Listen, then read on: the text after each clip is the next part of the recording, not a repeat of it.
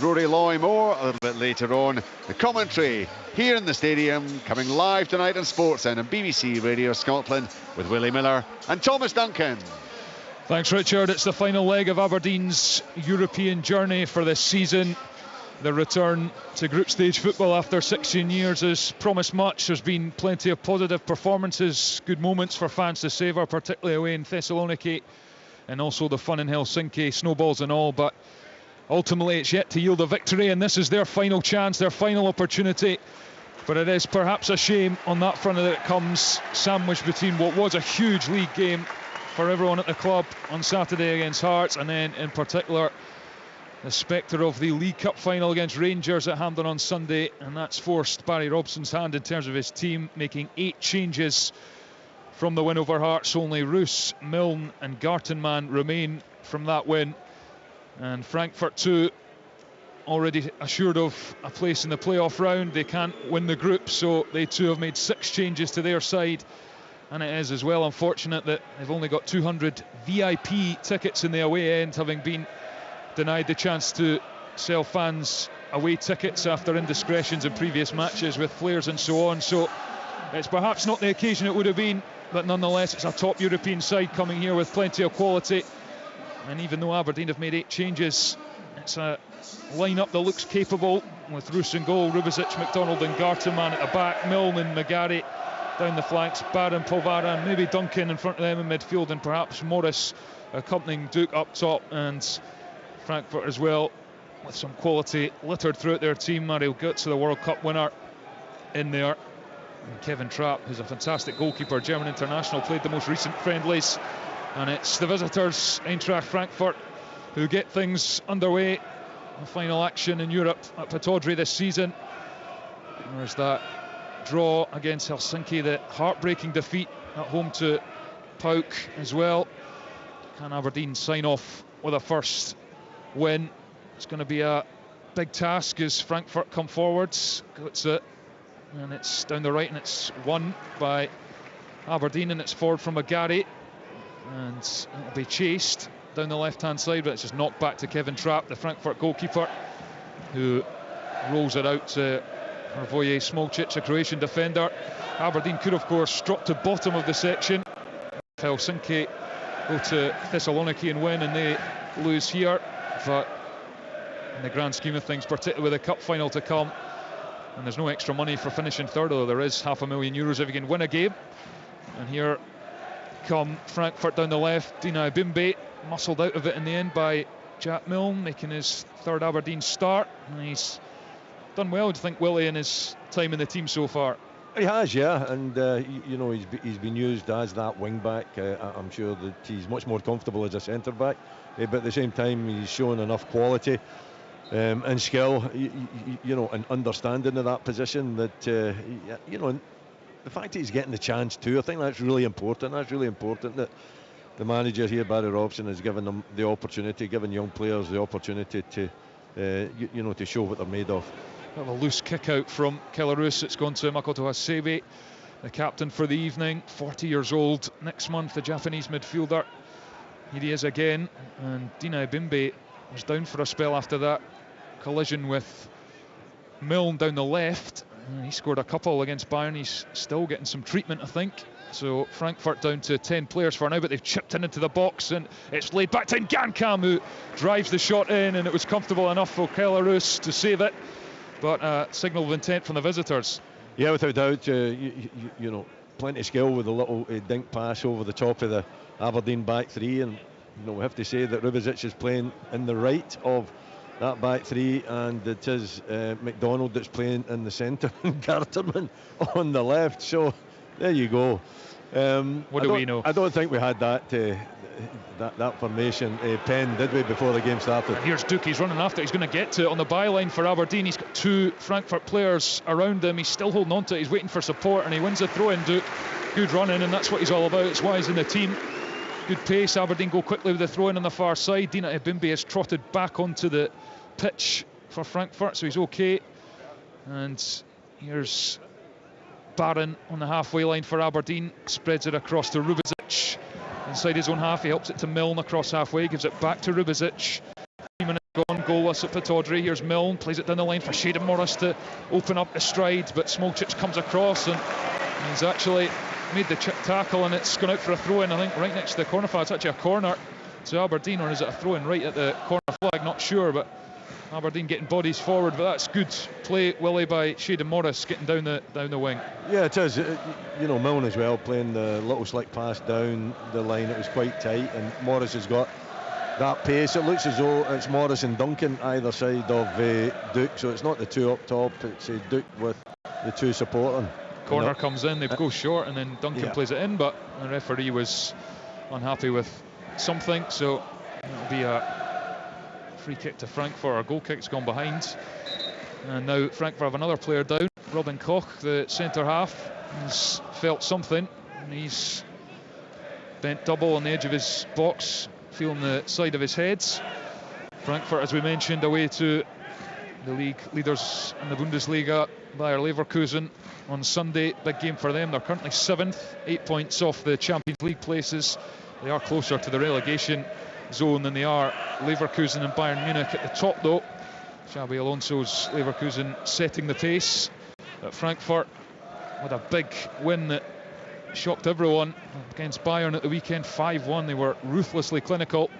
Fantastic result for them. It was their first win. They'd lost their last 4 games before that, including to third-tier Saarbrücken in the DFB Pokal, the German Cup. So they hadn't been in great form before the weekend. It produced a sensational result, and it's a Frankfurt free kick just inside the Aberdeen half, and Gankam goes down. Yeah, it's another head knock, isn't it? As well, at this rate, this could be a long night with time added on. But just getting back to the formation, Polvara and Barron are sitting, and it's Shayden Morris and Ryan Duncan wide of these two, and then Duke up top on his own, with obviously the two wider players trying to support him. Here's Robin Koch as Frankfurt go short with a free kick. Of course, scored from the corner that won the game for Eintracht over in the Deutsche Bank Arena. Here's Ibimbe, who takes another little niggle from Milne, and he's limping, clearly unhappy. He's a really talented player. They got him from PSG, 23 years old, 7 goals this season. And they go forwards to Larsson, who tries to chest it for Ibimbe, but Shayden Morris gets there. Forced back to Milne, takes a touch and then sends it down the line. Smolcic, Morris steps onto it again. Polvara with a header into there. He's tussling with Hasebi, and Ibimbe has gone down, and I think his evening is probably done.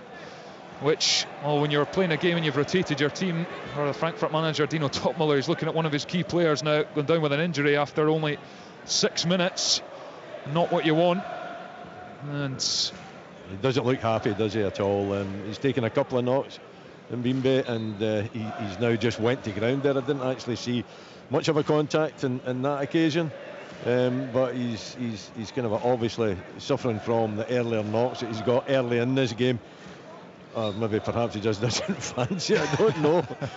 He was wanting to be one of the 6 rotated out the team. Yeah. But, I think when he went shoulder to shoulder with Milne, he went into the advertising boards initially, and he clearly took a sore one. He's tried to play on, and then he took a little knock from Milne again, and he's on his feet, and he's just gingerly walking to the dugout, and I think there'll be an early change. Can't quite see it. It's maybe Paxton Aronson, the American, who looks like he's getting ready, stripped and ready down in the dugouts, and brother of Brendan Aronson, who was at Leeds United and now at Union Berlin. He's going to come on in midfield. Ibimbe is going off. Well, that's a shame, because he's a good player to watch, searing pace, good finisher as well, as I mentioned. Grabbed 2 against Bayern at the weekend. Back to Kellerus, the Aberdeen goalkeeper. 7 minutes played here at Pittodrie in this final Group G game in the Conference League. Little action so far, and Gankam had that one strike from just inside the box, which Kellerus saved fairly comfortably. And here come Aberdeen as Milne tries to give it to Morris. It's turned over. Here's Hasebi, been to 3 World Cups with Japan. Gives it out wide to the academy player Elias Baum, and then infield to Robin Koch. Back to Baum, making his first Eintracht start, the Germany under-19 international. Chance for him to show what he can do. Here's Smolcic on the halfway line. Aberdeen just holding their shape. Very limited space between the 2 red lines on the pitch, and now Koch tries to find Gankam. It's intercepted again, but Frankfurt just keeping the ball, and this was very much the pattern over in Germany in the first game, where Aberdeen were very compact and Frankfurt struggled to create chances. They're not a team that scores a huge amount of goals, but they've got the third best defensive records in the Bundesliga this season. So a difficult team to break down, but they're trying to just ramp up the pressure here. And here's Niels Nkunku on the left into Smolcic, and they're not moving it with any great intensity, but now it's chipped forwards for Jens Peter Hauge to chase, but he won't get to it, and he'll go out for a throw-in on the far side. And now the change will be made. Ibimbe's gone off already, he's on the bench, and on comes Paxton Aronson, the USA international. So Frankfurt forced into an early change, and we'll see how that may or may not impact them. Here come Aberdeen, played forward again, it's intercepted, falls for Larsson, first time round the corner.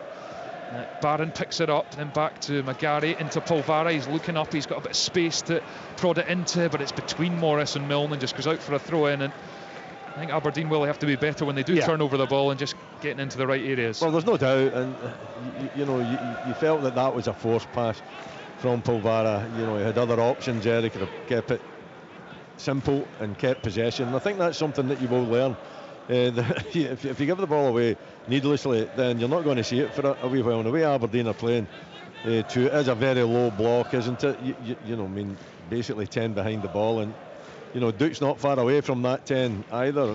He's playing some 15 yards from the halfway line, so it's not what I expected, to be perfectly honest. I think at home you've got a responsibility, to make it a little bit more difficult and be more on the front foot. Sebi's ball in behind, and Aronson gets in behind Milne but couldn't gather it, and it spins into the arms of Kelarus harmlessly.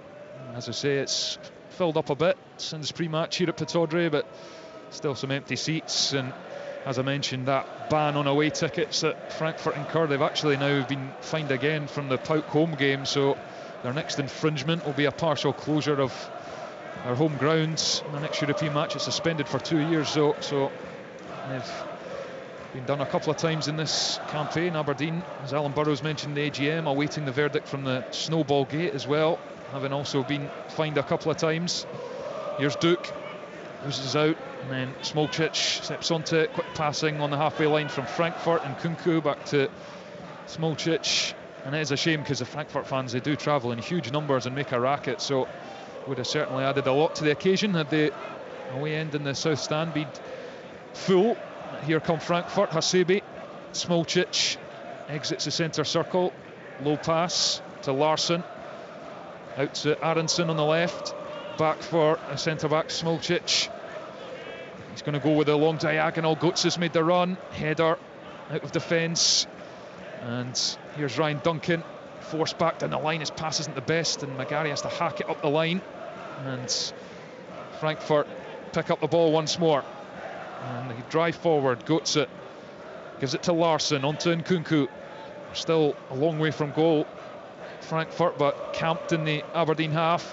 As Willie mentioned, every red jersey behind the ball at the moment, including Duke. Across to Smolcic, and he's going to dink it into the box. Götze's made the run. The clearance has only gone over to the other side in Aronson. He's trying to get to the byline. Good, strong defending from Jack Milne, and he's on the goal kick. So excellent defending from Milne. Good use of his body, Willie. Yeah, good awareness. Identified the threat. It was Gartman, a poor clearance from Gartman that afforded the opportunity, but Milne spotted it, got back and used his strength in that occasion. I don't know. I mean, there's nothing at stake in this game, and yet Aberdeen are set up with that low block. It's not very entertaining. I think the fans would have hoped for a little bit more than what they're seeing so far. That maybe change. You've got to hope that it does change. Frankfurt are a very good side. They've had loads of possession. They slick it about really well, and Aberdeen haven't really managed to get any possession in the game so far.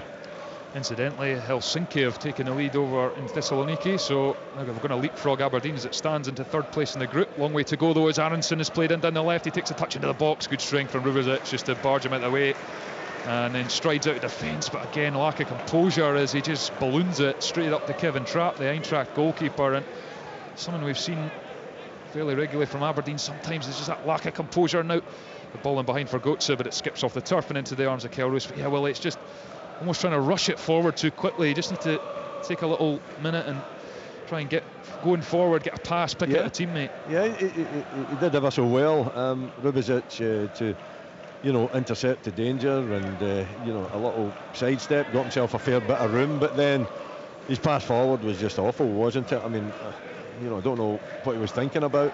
He had many more options, and I think at this stage of the game, when you haven't seen enough lot of the ball, you want to try and get a little bit of possession going just to get your touch in and get the confidence up. Well, Aberdeen try and snap into a couple of challenges through Barron and then McGarry, but Frankfurt managed to play it around them, and then Baum is dispossessed on the far side though, and Aberdeen are claiming it's their ball, but officials say it's Frankfurt's throw in and they take it quickly. Koch along to his centre half partner Smolcic, who played against Hibs a couple of years ago, Jack Ross's side when he was at Rijeka, and he progressed in the qualifiers against Hibernian. Rubizic intercepts the ball forward from Nkunku, out for a throw in on this near side. Goalless, 14 minutes played here at Pittodrie. Aberdeen with a tentative start, perhaps similar to the home game against Pauk, where they are content to soak up the pressure for the first half, try and limit the chances, and then perhaps come out a bit more as the game wears on. We shall see. Currently it's the visitors, as you might expect, controlling possession. Smolcic into Ngankam, the striker, back to Asebe, chipped out to the right hand side, and then looked to be passed infield to Baum, but intercepted again by Aberdeen.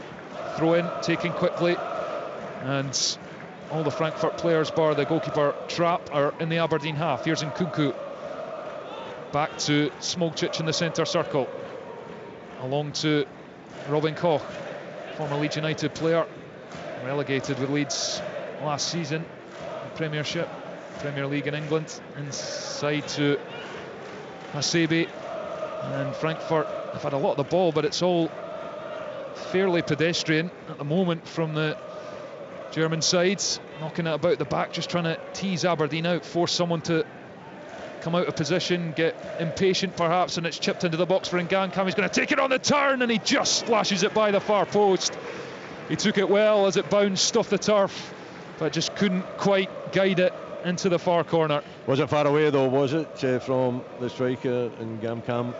And it was a lovely little dink pass over the top, and three centre backs again, watching the ball and not aware of the threat in behind, and really Gatterman in that occasion, he's got to see that threat, he's got to drop a little bit deeper, or they've got to push out and try to catch striker offside, and it just slipped by that far post. He knew exactly what he was trying to do, and if Aberdeen continue to play like this, then there's no doubt more chances will be created. And here's Jens Petter Hauge, the Norwegian, tries to cross it in from the right hand side of the box, is deflected back to him, another block, and it spins up for Ryan Duncan to get there ahead of Baum. Good strength, and he knocks it in field nicely, and then it's again played long, and again it's easily picked off by Frankfurt, passed up to Götze, and then Hasebe, who switched it with the right foot out to the left hand side where Nkunku controls.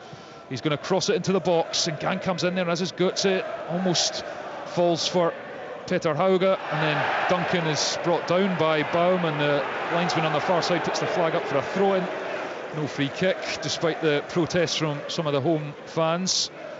Frankfurt get on with things, and well, for Frankfurt it has been job done in terms of progressing, but they would have designs on top in this group. Disappointing to lose both games to Pauk, given they were the top seeds and the pedigree they've got, having won the Europa League a couple of seasons ago, of course, against Rangers, and then been in the Champions League last season. They have lost a lot of players since then, including Randall Kolo Muani, went to PSG for 90 million euros, and here they come. Frankfurt edge of the box, Hasebe chips it into the back post, header back to the edge of the box, and Nkunku on the strike, just past the post again, swerved wide. It's come off an Aberdeen player, I think, and behind for a corner kick, but it's another threatening moment.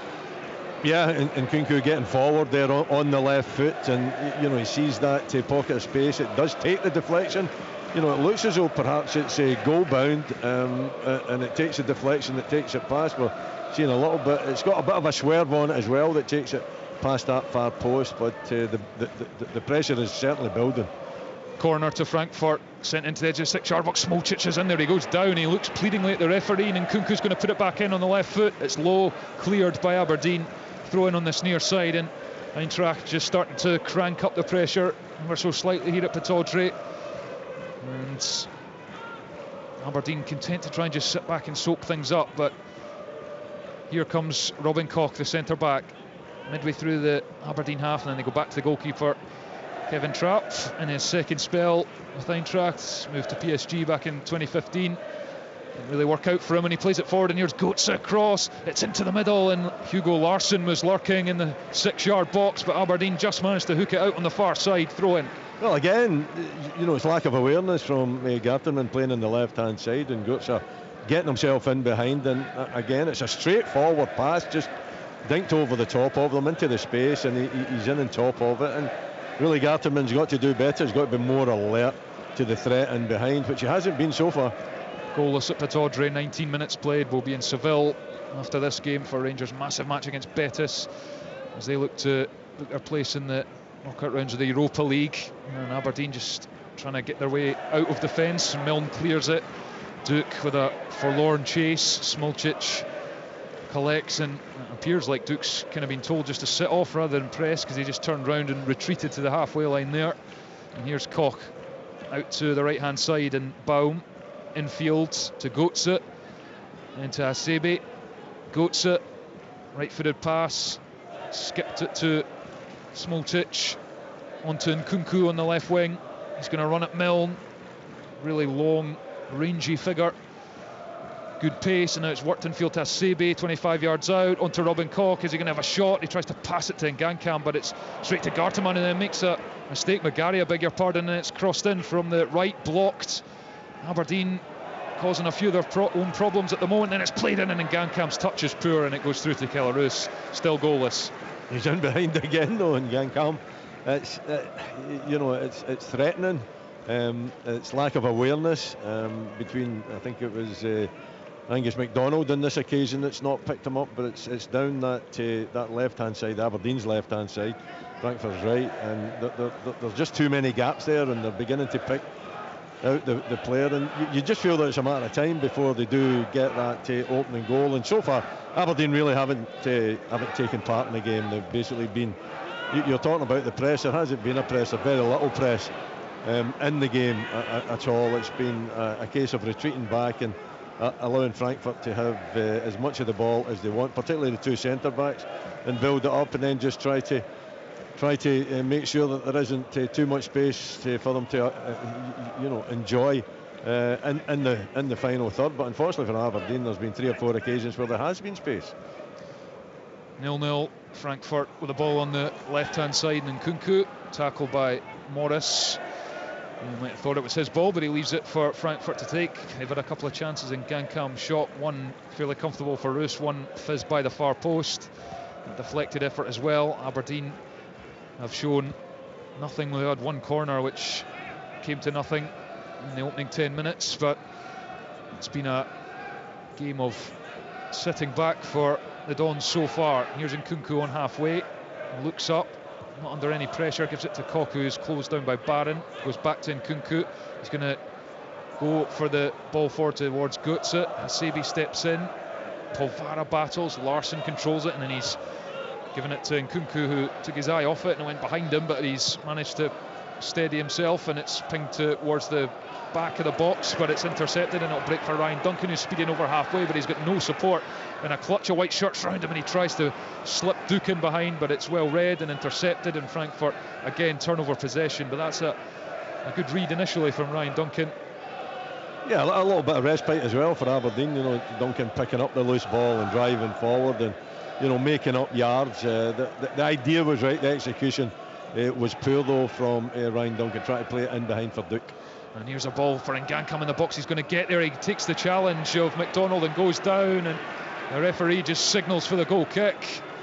And it was just a shoulder to shoulder challenge, and the striker went down. He looked a little bit at the referee as if to say come on, but no penalty given.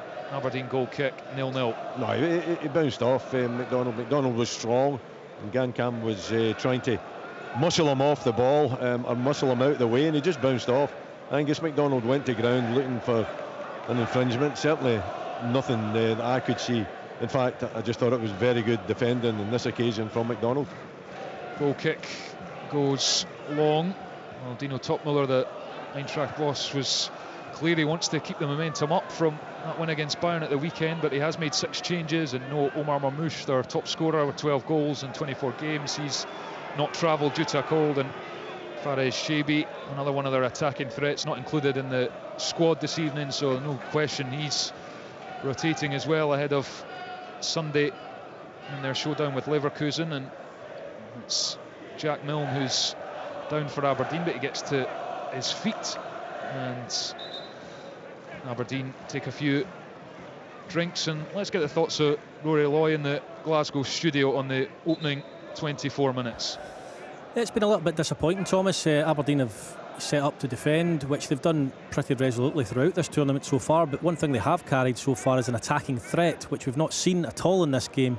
Been good in the counter-attack previously, but no signs of that whatsoever, and as Willie says, balls down the sides are killing them, and they're not particularly great balls from Frankfurt, but yeah, looking to see a little bit more offensively from Aberdeen. Duke's very isolated.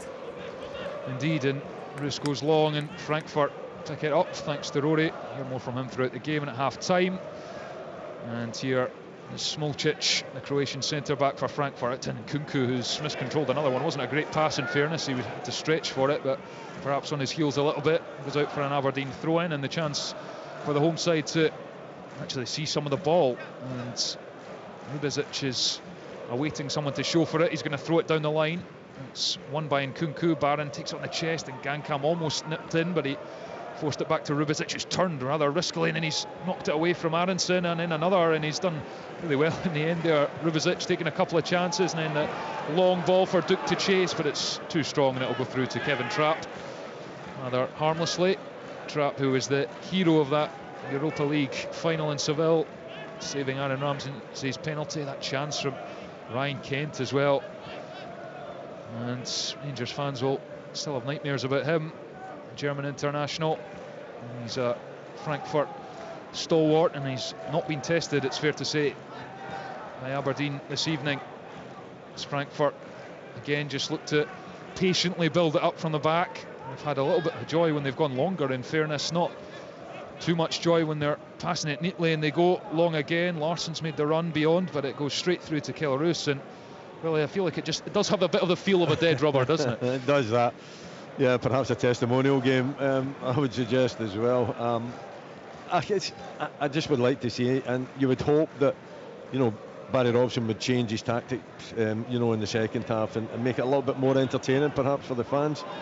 So far, they haven't had too much to cheer about. And here's Aronson coming forward. Rubicic slides in. It was another wayward clear out from Kellaroos. He does, as good as he's been at saving shots for Aberdeen in recent games, he's always has a couple of them per match where he miscues them.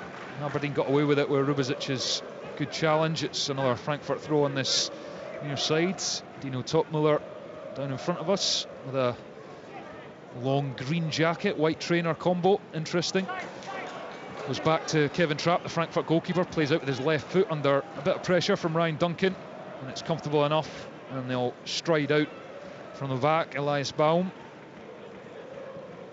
Peter Hauge, and that's not a great pass, but Kevin Trapp will stride out his box and collect it, the goalkeeper. And Aberdeen squeezing up the pitch a bit, a lot of space in behind, and they're maybe inviting Frankfurt to try and get in behind them, and they play it nicely down the right hand side. And here's Peter Hauge on the underlap, and he cuts it back towards the edge of the box, and Kunku steps on, takes a touch. Barron makes a good challenge on the edge of the box. Here's Larsson, skips away from Morris, who gets back and puts the tackle in, and it gets only as far as Götze. Now in Hazebe, and Frankfurt just recycle. They've got everyone bar the goalkeeper in Aberdeen's half. And here's Götze out to the right hand side now, back to Koch, along to Smolcic, who he's got a bit of space in front of him, takes a touch with the left foot, and his pass is under hit, and Milne came out and hit it off Paxton Aronson, and out for an Aberdeen throw-in. 28 minutes played at Pittodrie, and it's Aberdeen 0, Frankfurt 0. Well, they've got plenty of time in the ball, haven't they? Two centre-backs in particular. Aberdeen are just leaving both of them with the ball. Duke up there in his own, I can't really say up there, by the way, it's in his own half, and he's not putting any pressure on. He's got no company round about him either to put any pressure on the ball, so it's a case of, you know, being deep, defending deep, and, you know, maybe hopefully hitting in the break at some point in the game. They're well organised, Aberdeen, I would say, but, you know, it's a case of mass defence, isn't it? So I think when you've got that amount of bodies, then it is going to be difficult for the opposition to break you down, even though Frankfurt have managed on a couple of occasions to do that. Yeah, Aberdeen, just the 2 home wins this season against Ross County, and then a massive one at the weekend against Hearts, coming from behind, winning it in stoppage time. Much needed victory. It was their first in 7 games in all competitions, and Barry Robson has justifiably topped up the performances in Europe. They have been impressive and at very least competitive in all of the games, but they haven't won too many matches over the course of the season, domestically and in Europe. Just 7 wins in 25, but if they can win on Sunday at Hampden, then the rest of it doesn't really matter. No, well, it does and it doesn't. you know, it's a case of you want to do both, don't you? You want to be competing in the cup and the League Cup's the first opportunity to lift the trophy, and they've done that, and they get themselves into the final, but you also need to be. Here's McGarry on the edge of the box, and he just took a heavy touch. McGarry, but Polvara slides in as Aberdeen finally get some territory. It goes back to Barron, takes a touch at his feet, knocks it back to Angus MacDonald in the centre circle. He's going with a long switch with the right foot out to Morris. It's asking a lot of Shayden Morris, and it bounces and goes behind for a goal kick, but that was better. And then James McGarry, it opened up for him. Willie perhaps could have just hit it earlier. Yeah, he could have. It was a good opportunity for him. You know, get the goalkeeper tested. It's the first chance on 30 minutes that Aberdeen have had, and, you know, the wing back getting himself forward, and, you know, I think it's okay defending, and if you've got to defend deep, and if that's the way the manager wants you to defend, then fair enough, but you must have that threat, as Rory was speaking about. You must have the threat, you know, on the counter. You've got to give the home fans in particular, you've got to remember you're playing at home here, you've got to give them something to get excited about. And here comes Jens Peter Hauge down the right hand side, and he's got a good cross, low cross. Aberdeen deal with it, and then sliding challenge comes in from McGarry to beat the Norwegian to the ball second time around, and then there's a claim for a free kick to Aberdeen over on the far side, but it's out, and it is going to be a free kick, I think, over on the far side, and Aberdeen get themselves out of some pressure. But it is just those balls in behind down the sides of the Aberdeen back three that are causing a few problems, and Singankam in particular has had a couple of shots. Jens Peter Hauge has put in a couple of decent crosses, but Aberdeen have dealt with them, and it's goalless after 31 minutes. Yeah, they have. I mean, it doesn't, you know, it doesn't give the fans an exciting evening, that's for sure. But at the same time, you know, it's maybe effective. As you said, there has been 2 or 3 opportunities for Frankfurt, but it's really difficult for any team to play these little dink balls over the top of a packed defence, and particularly if the defence is alert and give themselves a bit of depth, which Aberdeen haven't done on a couple of occasions, then you know, to actually execute it and get it over the top without it running out the pitch as well is difficult enough. But I think you would just like to see Aberdeen express themselves a little bit more. You know, watching the Hearts game, the second half of the Hearts game at the weekend, I think that's the type of football that you would like to see. We haven't saw that's for sure this evening. Well, good work from Duke, who's got Aberdeen a throw-in. He put pressure on the defender, and it hit off him and went out for a throw-in. So Aberdeen have a throw-in that they can fling into the Frankfurt boxes. What they do, McDonald gets someone on it, and then it's unconvincingly ballooned up into the air by Frankfurt, headed back in, doesn't fall for Duke, and Kunku clears. Barring goes up, sends it back with a head. Frankfurt again unconvincing on the edge of their own box. Koch gets a header on it, but it falls for Morris, right hand corner of the box. Again, he's looking for support, and then the defender and Kunku hits it off him and out for a throw-in. But, you know, Willie, when Aberdeen have got in some good positions, it's just the player who ends up with the ball just a bit isolated. Yeah, you know, but that's the way that they're set up, and it's difficult for players to then, you know, from a very low position, defensive position, get up and support Duke. he's suffered from, lack of support. I think that's an area that if you're going to play this way, that's got to be better. And Aberdeen play out as McDonald gives it to Rubezic, who did a nice little turn down the touchline, won a throw in.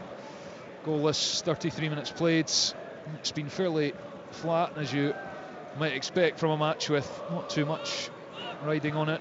Aberdeen currently going to finish bottom of the group because Helsinki are beating PAOK. I'm not sure what kind of team PAOK have got out there as well, given they've already won the group and in the midst of a title charge in Greece. Here comes Jens Petter Hauge down the right for Frankfurt. Not got much room to work with, gives it infield to Hasebe midway through the Aberdeen half. Smolcic, the centre half, then to Nkunku, who's in from the left, fairly central. He jinks infield and gives it to Ngankam on the edge of the box. Here's Petter Hauge out to Götze on the right hand side of the box. Cross comes in, it's up in the air from McDonald, then Polvara's header to the edge of the box. Hasebe claims he controlled that with his hands, and Barron's also gone down in the penalty area, and the referee has stopped things. And Connor Barron is back on his feet. I think the free kick has been given, or it might be a bounce ball here, and the ref's gonna a bounce ball and give it back to Frankfurt, who have it through their centre half. Smolcic still goalless, will be in Seville after we're done at Pataudry for Real Betis against Rangers. Huge match for Rangers ahead of their trip to Hampden on Sunday to meet Aberdeen, and that ball into the box is easily gathered by Kellerus, but Frankfurt, for all the quality they've still got on the pitch, haven't offered too much. Couple of shots, and it's been fairly lacklustre from both sides as Kellerus prepares to clear this out of his penalty area. He goes long, Milne loses out to Nkunku with a header. Polvara steps across and just keeps it in, but it almost comes for Ngankam, then Barron comes in and wins it really well read by the midfielder, and then it's across to Gartenmann, who turns and gives it back to Kellerus. He's under a bit of pressure from Götze, but he passes it back out to the far side, and McGarry back to Roos. Aberdeen, not too many options, gives it to McDonald and then back to Roos, and then Barron drops in. He's taking a bit of a heavy touch into his own box, but then he spun a brilliant pass out to Rubezic, who was out on the right hand side, and Aberdeen are suddenly on the front foot as Rubezic sends it up the pitch towards Duncan.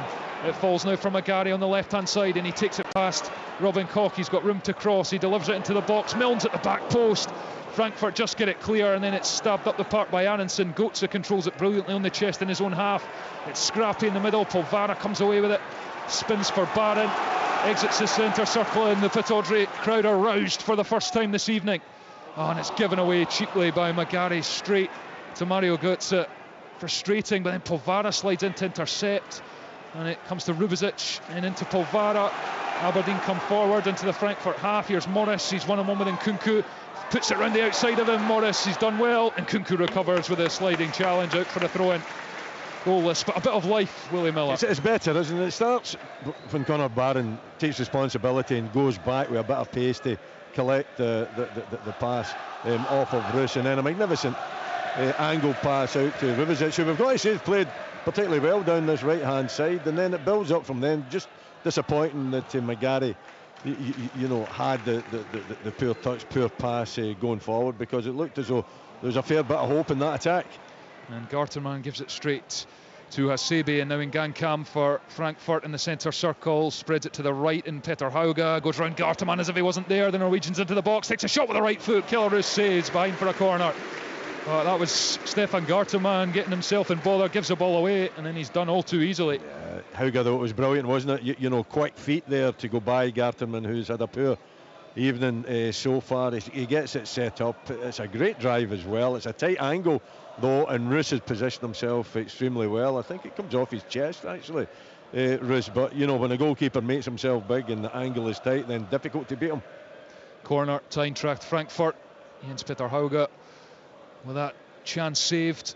Cross comes in, header on towards the target, and then it's hooked up in the air by Duken. Kellerus had plenty of time. PAOK have equalised against HJK Helsinki, so Aberdeen, as you were, back up to third spot in the section, and it's goalless here at Pataudry. We've got about 7 minutes of the first half remaining, and Kellerus is going to kick this long. Aberdeen with a bit of life about them in the last few minutes. Conor Barron, as Willie mentioned, at the heart of it. As Milne wins the header towards Duke, bounces in midfield. Barron cleverly lets it bounce over him and then gives it back to Gartenmann. Touch with the right foot, drags it back, gives it to McDonald. First time back to Gartenmann, into Barron in the centre circle. Back to McDonald, and Aberdeen just trying to pass it out and build it up and be a bit more ambitious. As Barron comes out to the left-hand side this time, and his pass is blocked and intercepted, and then Hauga pounces and he tries to go around Gartenmann this time, who gets a foot in and stops the break. But Eintracht Frankfurt on the front foot once more. Smolcic in the centre circle, knocks it to Hugo Larsson, 19 years old, record signing from the Allsvenskan in Sweden from Malmo for about 10 million quid. Talented player, scored against Bayern Munich at the weekend. And here's Morris, tries to launch a counter for Aberdeen, but Nkunku gets into midfield and makes the tackle. Here's Aronson, the early sub for Dina Ibimbe, who had to go off injured. Knocks it back to Nkunku, into Smolcic. Hasebe is showing in midfield and he receives it. Ran off Palvara, who was asking the question of Barron, and then looked for the pass for Aronson in behind, but it's cut out and sent long, and Aberdeen will push themselves up the pitch. 6 minutes played, still 0-0. I think Barron is a really important cog here if Aberdeen are going to look lively and start build-ups. And here's Hasebe in the box. It broke for the Frankfurt player, took the strike, and it's blocked by McDonald and behind for a corner. Yeah, again, little pockets of space, but decent defending. McDonald getting himself over and deflecting it out for the corner. Yeah, I don't see Polvara going and demanding the ball, but Barron's more than capable of doing that and starting the build-up for Aberdeen. It was a little bit unfortunate with the pass. It was a poor pass from him, but Nkunku's corner headed away by Aberdeen to only as far as the edge of the box. There's Frankfurt players still in there, headed out again. Goetze controls it with his shoulder and then knocks it back to Hasebe's in the centre circle, and then he just hits it first time to Kevin Trapp, the goalkeeper. The interest in Conor Barron, the club still hoping he'll sign a new contract which is up in the summer. Changed his agent this week, so fans of course reading, not making sure what to read into that, but the club still hoping he'll extend his stay at Pittodrie, having come through the academy. And here Frankfurt with the ball just in the Aberdeen half, forward for Goetze. He's under pressure and then it breaks for Duke over the halfway line. Duke, and Ryan Duncan's running beyond and he just can't find the pass, Duke, but it breaks back to him, slips it to Morris, who's in on the box on the right hand side. Can he pick up the cross? He can for Duke!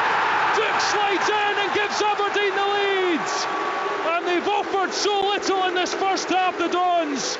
But it's one quick move, breaks back to Duke, slips it down the side, and then he's in on the edge of the 6-yard box to receive the cross and tap it in. He scores for the third group game in a row, Duke, and it's Aberdeen 1, Frankfurt 0. Yeah, certainly back in form and out of nothing, basically. And Duke, initially the pass was a bit wayward and easily blocked, but he followed up and he plays it out to Morris, and Morris down that right hand side and whips it across the face. He just, with that right foot, just puts it into an area where Duke has got to go. He's got to slide in. He's brave. He slides in with the left foot and it ends up in the back of the net. That's clinical. Absolutely. And his 5th goal of the season for Duke, and Rory touched on it pre-match. He's come alive in these group games compared to perhaps domestically. Let's get Rory's thoughts on that opening goal. Yeah, it was a really good goal, Thomas. I have to say, it's the first time really in the game that Aberdeen have put any pressure on Frankfurt anywhere outside their own box. It was around the halfway line. They nicked the ball back. Frankfurt committed numbers forward. Good pass out to Morris, a pinpoint cross, and that's exactly where you want your striker, just getting across the front post to slot it in. Really good goal for Aberdeen. Difficult to say it's deserved, but 1-0 up after all. Yeah, Duke puts Aberdeen in front. He was a bit of a slow burner last season, has to be said, ending up with 18 goals. So he's starting to motor, involved in the build-up with a crucial assist for the winner against Hearts at the weekend. And now Duncan intercepts a header, and he's going to play it in behind for Duke to chase again. He's going to outpace Smolcic. Duke gets there, he's forced out to the left-hand side, but he goes round the defender, goes down, and he gets the free kick. And Frankfurt are furious, they think he's dived, but Aberdeen have a free kick, and you can hear all around Pittodrie Duke's name is being chanted. Yeah, I mean, he is a threat and he's got pace, and when he's of a mind to actually take part in the game, then very difficult to to pin down. He makes a good run out to the left-hand side there. Smolcic is struggling a little bit to keep up with his pace. He does, get in contact with him. Duke is shouldered. I think he does go down eventually, rather softly, but I think the referee got the decision right. Ball comes in from Duncan, he's hoisted it to the back post. McDonald gets a head on, but he was leaning back. Rubizic puts the pressure on the goalkeeper, flicks it, but it's hooked clear by Nkunku. Only as far as Magari, who's going to help it back in. Polvaras stayed up, as has Duncan. It's headed away by Götze, and then it's going to bounce and fall for Hauge, who's going to get Eintracht on the front foot. That's a wonderful pass in front of Aronson, but it's really good defending by James Magari to get across, and then Morris tries to turn and receive the ball, but Nkunku stepped in, and then Morris fouls Aronson. Frankfurt take the free kick quickly. Larsson knocks it to Asebi. Now to Nkunku, midway through the Aberdeen half. Hauge is free in the middle of the pitch, about 30 yards out. Right footed pass out to Baum on the right wing. He's going to drop the shoulder and put the cross in. Gartemann's at the front post to head it clear. Up to Hauge, edge of the box. And then it's Aronson headed out by Aberdeen, and Duncan helps it away again. And Frankfurt have to go chasing after it. Robin Koch keeps it in on the far side. Gives it to Smolcic. And Aberdeen now with everyone back in shape. Duke's goal has them in front, and Barron tries to press Koch, but he skips away, and then block goes in, and Frankfurt have to chase it back. Smolcic in the centre circle brings it up to the halfway line. We've played just about the 45 minutes in this first half. Aberdeen leading by a goal to nil. Aronson with a couple of step overs in off the left, drives inside. Now Hasebi chips it in for Götze to chase, but it's harmless. Goes behind for a goal kick, and Aberdeen will eat that up all day long. They lead by 1 goal to nil.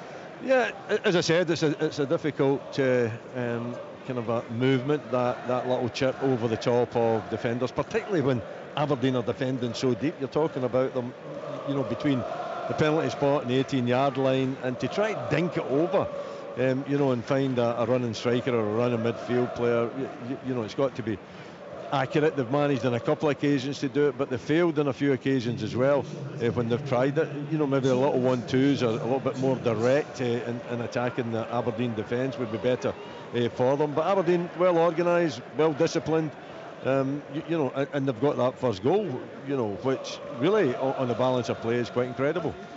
Absolutely, plans worked to a T so far. We've got 2 minutes of added time at the end of this first period at Pittodrie. Played about 30 seconds of that, and here is Nkunku in his own half for Frankfurt. And the side's sitting 7th in the Bundesliga. I've made 6 changes, but Aberdeen made 8. And you have to say, the team has acquitted itself well so far. And Hauge in on the right hand side of the box, but he just can't take it under his spell. Now it breaks for Barron, who's surging up towards the halfway line. Sliding challenge goes in from Baum and wins it off him, and Barron has to go back, forces Baum to turn away from goal. Frankfurt with it on the right hand touchline, and Ryan Duncan this time gets back and makes the challenge. Out for a throw in, and Frankfurt keen to get on with it and want to get themselves back in this game before the break. Aberdeen leading by a goal to nil. Well, before tonight they'd only led for a grand total of 32 minutes across this group campaign, and that was across the 2 games against PAOK, and Frankfurt win it in the Aberdeen half. That's given away loosely straight to Jack Milne, and he's got space in front of him, and he's going to drive forward to the halfway line. He gives it to Morris and takes it away from Nkunku, back to Polvara, who chips the ball for Duke, but Smolcic this time gets back and heads it, and then Larsson pings it to Koch, who controls comfortably on the edge of his own box, and he's not under any pressure, the German international, so takes a few touches and he's going to stride up towards the halfway line, out to Elias Baum, back to Koch. Aberdeen back in their shape, will look to try and get to half time with their advantage intact. They lead by a goal to nil. Here is Nkunku on the left hand side. His cross goes straight to McDonald along the deck, who clears it up down to the halfway line, and there's the half time whistle, and Aberdeen have the advantage. Well, are they heading for a first group stage win for 16 years, the first of this campaign? A lot of work still to do, and they hadn't been seen much in an attacking sense, but when they did show up, boy did they make an impact. Duke's pace causing problems, played it to Morris down the right hand side, he gave it back to Duke on the edge of the 6-yard box. He slid in and scored for the 3rd straight game in the Conference League. Fantastic intervention from him, his 5th goal of the season. Before that, Frankfurt had a couple of chances, and Gankam, their striker, had 2. One that Roos saved comfortably, one he flashed by the far post. Frankfurt have got in a couple of times down the sides of Aberdeen, but haven't really looked too much like scoring on too many occasions. So far, so good for Barry Robson and Aberdeen, despite 8 changes at Pittodrie to the team. They lead Eintracht Frankfurt at the break by 1-0. Aberdeen in the Europa Conference League. Live on Sports Sound from BBC Radio Scotland. There's no substitute. Well, absolutely incredible. Aberdeen.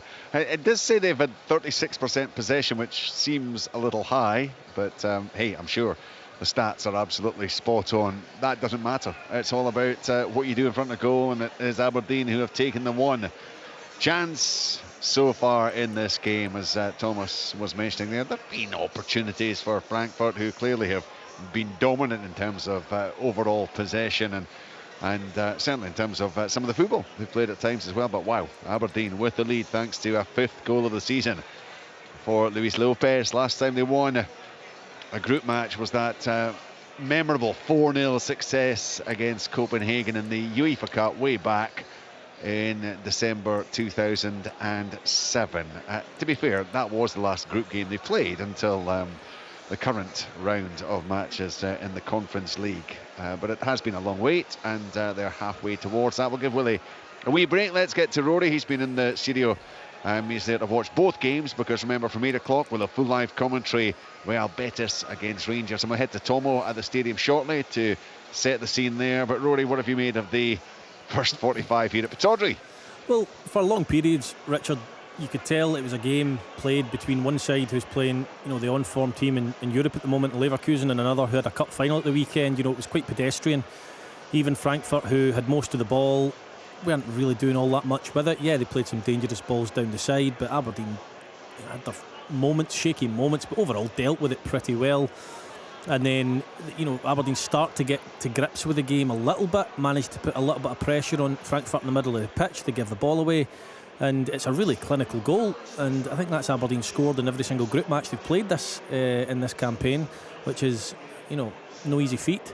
So, and Duke showing he's on form as well with a cup final round the corner. So I think Barry Robson will be pleased with the defensive discipline and the structure of the team. I just think he would maybe like to have a little bit more success up the other end of the pitch. That being said, they've had one shot on goal and they scored from it, so you can't get much more clinical than that.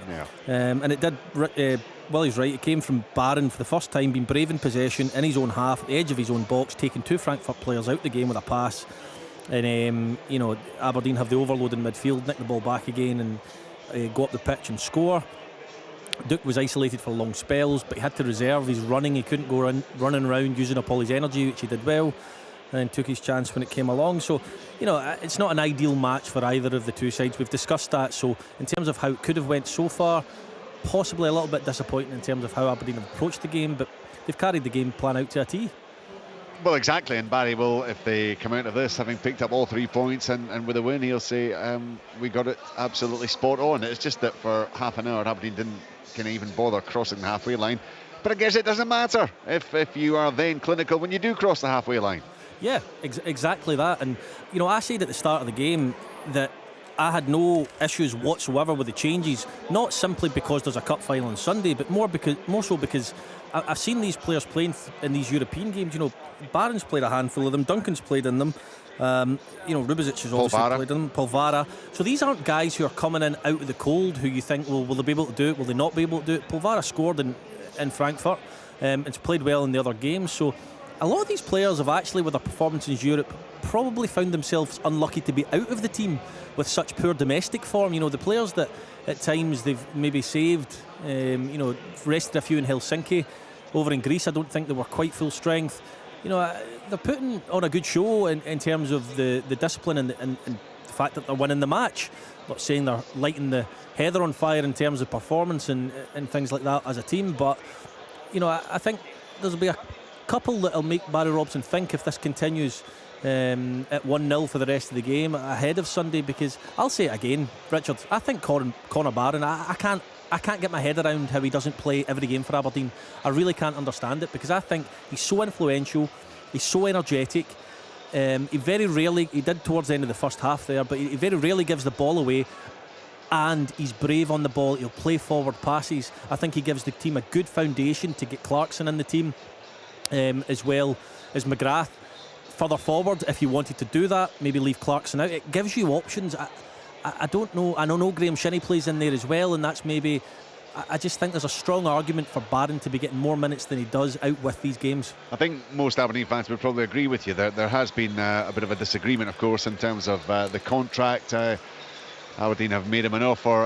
Got a cup final on Sunday, though, Richard. Well, sure. No, absolutely. No, I'm just thinking generally. In answer to the question that why does he not play every week? That there's been this dispute over the contract, and I know, as Thomas said, he has now apparently changed agents. Whether that's going to make any great difference, but certainly most Aberdeen fans that I know like to see Barron in the team, and they feel he does make an impact when he is playing regularly. The other game, incidentally, PAOK 1, HJK 1. Radulovic early on for the Friends. Ostoyev with the equaliser for the group winners. PAOK 8 minutes before half-time. There was a spell in the game where Aberdeen had slipped to bottom in the table, but right now, of course, no chance of that happening if they go on and win this game.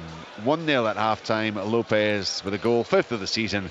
It came 4 minutes before half-time. We are live, of course, here at Pittodrie for the Conference League. We've also got the Europa League this evening. It's an 8 o'clock kickoff in Seville, where Rangers will be taking on Real Betis. Let's head across to the studio right now and chat with Stephen Thompson, who is there ready and waiting to do live commentary.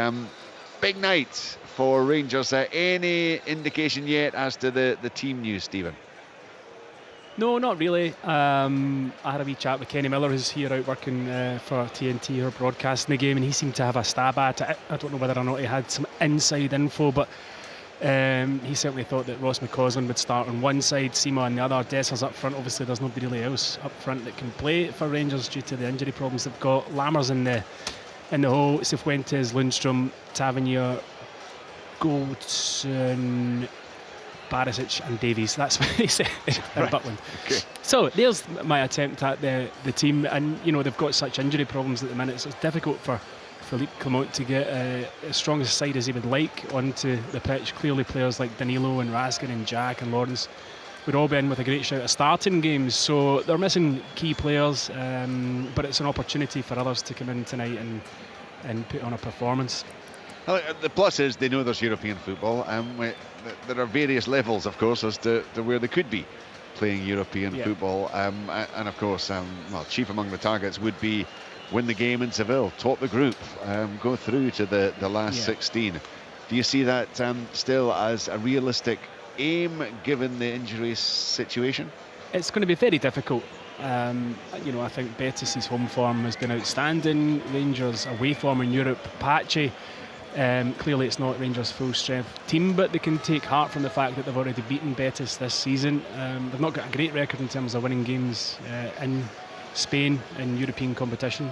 They've never managed to do it, so it's going to be very difficult for them, but there's always an opportunity. I'd imagine that Betis will have an awful lot of the ball this evening, and Rangers will try and play on the counter-attack, and that's where players like Sima become very important. He's had an excellent season, banging a lot of goals in recently, and because of his pace he could be obviously a real threat this evening, but they're going to have to be able to defend very well this evening to get anything from the game. I'd expect them to be put under a massive amount of pressure, but the carrot's there to go and win this game and finish top of the group, and obviously take a positive result into Sunday's cup final, where there'll be more headaches in terms of team selection again. Cifuentes obviously not able to play there, no other real midfielders of note available. I just wonder whether or not Ryan Jack, I read that he'd kind of failed a late fitness test in terms of making this game this evening, but if he was doing a fitness test he can't be far off being fit, so I'd imagine he might be fit for Sunday. But no, I mean it's a very difficult task for Rangers to come here this evening and get the win that they want.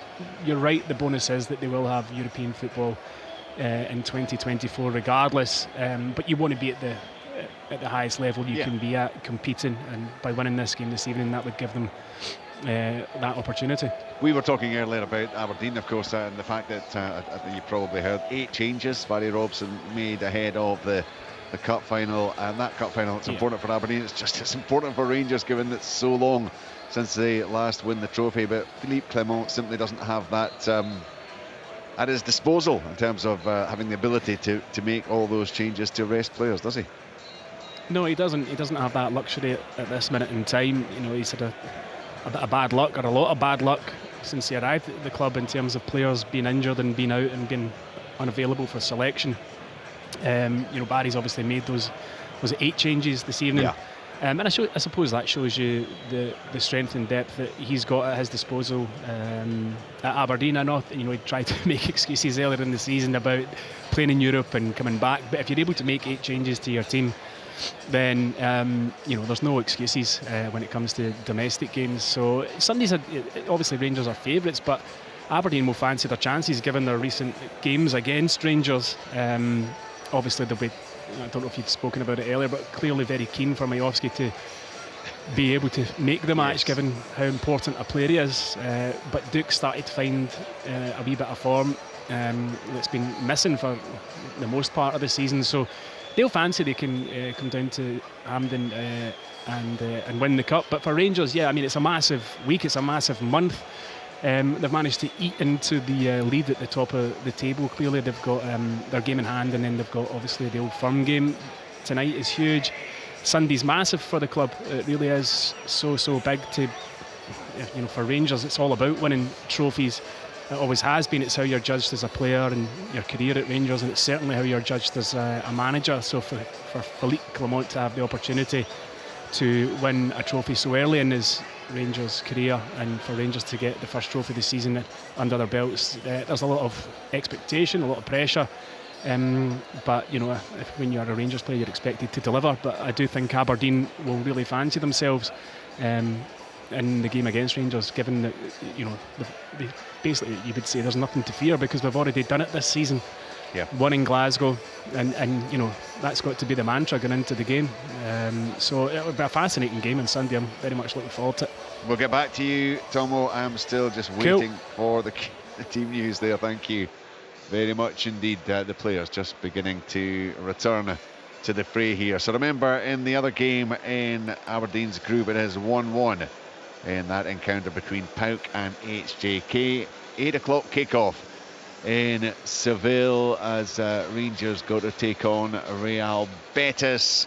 Still very much alive in the group, but with the selection issues that they have to contend with, and no confirmation of the team as yet. So we're with you through until about 10:30. We'll get reaction for that one. Reaction, of course, from the game here at Pittodrie, and we've got full live second half commentary to come. We've got all the action right across the weekend. Of course, busy day in the SPFL on Saturday. There's a cup final to look forward to on Sunday as well, the Viaplay Cup final, Aberdeen and Rangers. That will be live with us here on Sports Sound and BBC Radio Scotland on Sunday. So plenty to come, and of course highlights from all the Premiership matches on Saturday night on the BBC Scotland channel. Celtic Hearts, Livingston Kilmarnock, Ross County Dundee, St Johnstone Hibernian and St Mirren Motherwell, all 5 matches kicking off at 3 o'clock.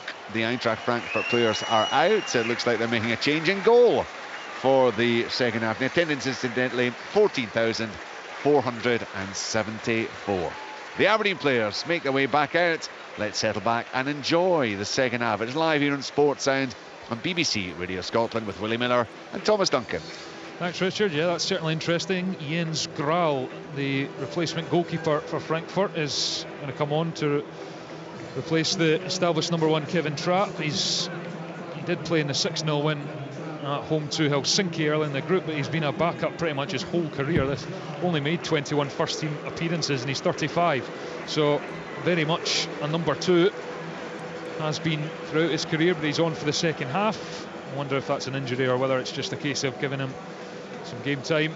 He's on, runs down in front of the Richard Donald stand, and Aberdeen are now back out and ready to resume, and they're a little over 45 minutes away from a first win in Europe this season. They've now scored in all 8 of their matches. They've been competitive, but how they would love to get 3 points to end the campaign. It won't qualify them, of course, but it'll certainly continue the momentum as Conor Barron kicks it off straight back to Kellerus, and continue the momentum that they started against Hearts on Saturday, and it would be a good way to lead into Sunday's League Cup final against Rangers from Barry Robson's point of view, but plenty of work still to be done against a quality Frankfurt side, albeit the two have rung the changes, with 6 in total. They've already made 2 subs. Aronson and the goalkeeper Graal on, out for a throw into Frankfurt to Aberdeen, on the far side, and a chance to fling this into the box, which you always enjoy, Willie, because they've got so much joy from this. Rubizic, sorry Willie, they've gone quickly, Aberdeen, with Milne, and he's twisting and turning up at the corner flag, wins another throw in. Maybe they'll go long this time. Maybe they will, but I think it's to the opposition this time. So Frankfurt got possession. Yeah, very little comes off these long throw-ins. But they constantly try to cause defences problems, but to no end, unfortunately. Rubizic steps in and gets a good header on up to Duke, who's facing away from goal. He's about 25 yards out, and he tries to pass it out to Morris on the right-hand side, but it was too far in front of the winger, and it goes out for a throw-in. Morris, of course, setting up Duke for the opening goal 4 minutes before the break for Aberdeen, as McDonald wins the header from the long ball. Barron gets back in and helps it back to Gartenmann. Morris, a welcome return for Barry Robson. Fair to say, had an injury hit first season, but he was one of the first picks on the right hand side for Barry Robson in the early part of the season before he got injured in early September, and only recently returned. It was a good cross for Duke to open the scoring. Here come Frankfurt, and Kunku on the halfway line gives it back to Smolcic, and takes a couple of steps forward, crosses the halfway line. Aberdeen deliver on back, it's out to Nkunku on the left. Morris goes across infield to Larsson, back to Nkunku, quick passing as Hasebe, and that's over, and it's loose, and it allows Duncan to get forward. He gets a nudge on Baum, and it'll be a free kick to Frankfurt just inside the Aberdeen half. Yeah, a little bit more positive from Aberdeen in the second half. I think would go down well. Listen, they've been well organised, they've been disciplined, they've defended well, they've minimised the opportunities, but there is one now. Here's Götze, lays it off to Haug. Thought about the shot on the edge of the box, and he fizzed it to the back post, where Ngankam and Aronson were waiting, but it went past both of them. Behind for a goal kick. Let's quickly go to Seville, because the Rangers team news is in. Al Lamont. Yeah, it's exactly as Stephen outlined it earlier on. It's Jack Butland in goal, back four of Tavernier, Goldson, Davies and Barisic, Lundstrom and Cifuentes in the midfield, McCausland, Lammers and Sima ahead of them, and Dessers up front. Thanks, Al. I'll be straight to Seville for full live commentary after we're done here at Pittodrie. Aberdeen leading Eintracht Frankfurt by a goal to nil. That was a chance, wasn't it, for Haug? I don't understand why he thought the cross was a better option. It's on his left foot. He looked as though he was going to try to curl it into the far corner, and then he decides to drill it across, looking for two white shirts at the back post, right enough. But for me, I think you have hit that straight. You have a go at goal, big chance, didn't take it. Throw into the box from Aberdeen on the far side. Duke controls it, but he's crowded out, and then Frankfurt pass it back into their own box, and Ryan Duncan's down on the goalkeeper, who gets there first and sends it long. McDonald sends it back with a header, and McGarry helps it on before it touches the ground, and then Baum heads it straight to Barron, controls it, gives it to McGarry on the left hand side midway through the Frankfurt half. Little drag back heel to evade the challenge of Jens Peter Hauge. They did have an opening, as Willie mentioned, to shoot, but decided not to pull the trigger. And here Smolcic intercepts, gives it to Hasebe, knocks it to Götze in the centre circle. Barron straight onto him, passes it back. Frankfurt already assured of second place in the group, but this was not in the plan, despite the meaningless nature of the fixture for them as well. And now Duncan intercepts, gives it to Barron, and back to Gartenmann. Short pass for Barron, it's slightly under hit, and Barron tries to take it on the turn, and it goes out for a throw-in. But Conor Barron certainly in the thick of things for Aberdeen in that midfield. And here's Robin Koch, steps over the halfway line, and he slipped the ball in behind for Ngankam. The flag stays down for now. He's on the right hand side of the box. Ngankam tries to go past McGarry.